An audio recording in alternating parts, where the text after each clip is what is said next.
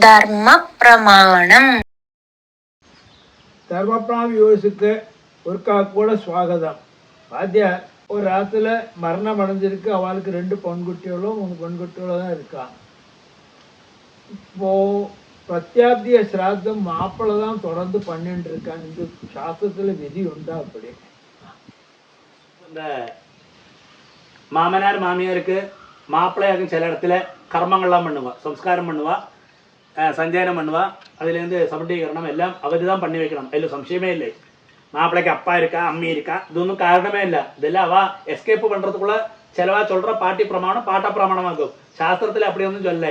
அப்பா மாப்பிள்ளைக்கு அப்பா இருந்தாலும் சரி, அம்மி இருந்தாலும் சரி, இவருக்கு தாராளம் மாமனாருக்கோ மாமியாருக்கோ கர்மா பண்ணலாம். அது കഴിഞ്ഞ് പ്രത്യാബ്ദിക ശ്രാദ്ധം, അതായത് ആബ്ദീകം വരും. ആബ്ദീകത്തെ ശരിക്കും சொன்னால் இந்த பொண்ணுக்கே பண்ணலாம் டைரக்டா. அவ அப்பாக்கோ அம்மைக்கோ, அம்மை இருந்து കഴിഞ്ഞാ அம்மைக்கே டைரக்டா பர்த்தாக்கு பண்ணலாம். இப்போ அப்பாவும் அம்மையும் இல்லாத விஷயத்திலேயே நான் சொல்றேன்.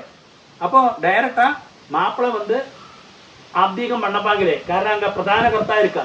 பிரதான கர்த்தா சொல்றோம் அது மூத்த பொண்ணு.